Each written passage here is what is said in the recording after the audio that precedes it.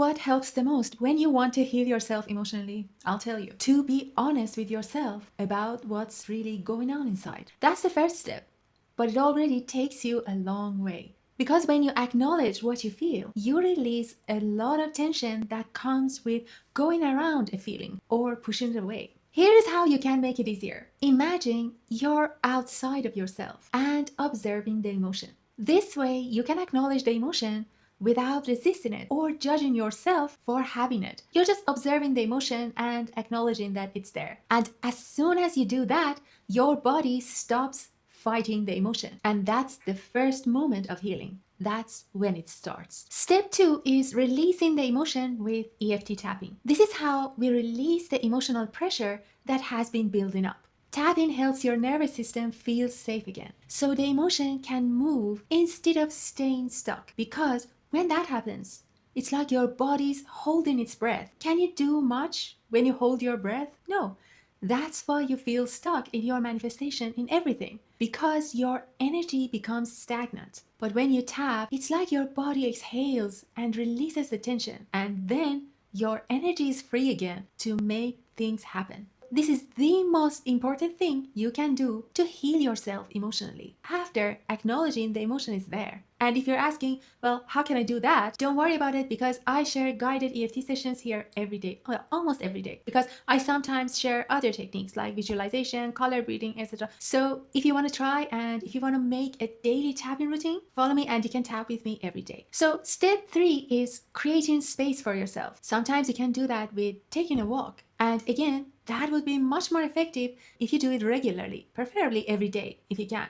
Sometimes you can make that space for yourself through meditating in silence, giving yourself permission to rest. That helps a lot, because healing gets so much easier when you look at life as a cycle, not a race. Step 4, talk it out. When you talk about how you feel deeply and why you feel it, and about things that led to this emotion that you're having and struggling with right now. This way you can let the emotion leave your mind. And you can do that by talking to someone you trust. Or like me, you can put a pillow on a chair and pretend it's the person that caused that emotion that you're having right now and you want to release. Trust me, it works, and it's much better than so many other things. Especially when you want to talk to someone, to a person that you've had conflict with, and that's most of the time is either impossible or it can lead to unpleasant encounters.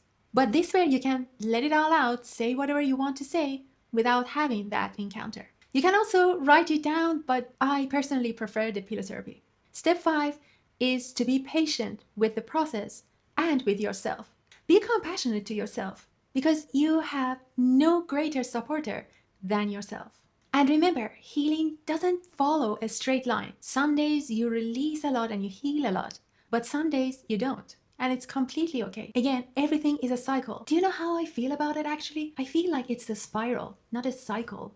Exactly. I feel like I go through a spiral. I release something, I heal again. I meet that feeling again, but now I'm a little above it. Like it doesn't affect me so much. So I feel like it's a spiral, but you get what I mean, right? But anyway, however you see it and however you go through your healing, please just don't criticize yourself for not healing fast enough, for reacting the way you did, for the mistakes you might have made that led to this need for healing. Nobody's perfect. Nobody's free from mistakes. Nobody is without some sort of emotional pain. And sometimes it's not something you did. So just keep in mind that you're your greater supporter, and all of this is about learning and growing as souls. So nothing is that serious. You know, sometimes some people say it's a game. Yeah, something between a school and maybe also a little of a game. So nothing's that serious. Don't be unkind to yourself for anything, because it's not worth it. You are the worthiest thing you have in this school or game or whatever it is.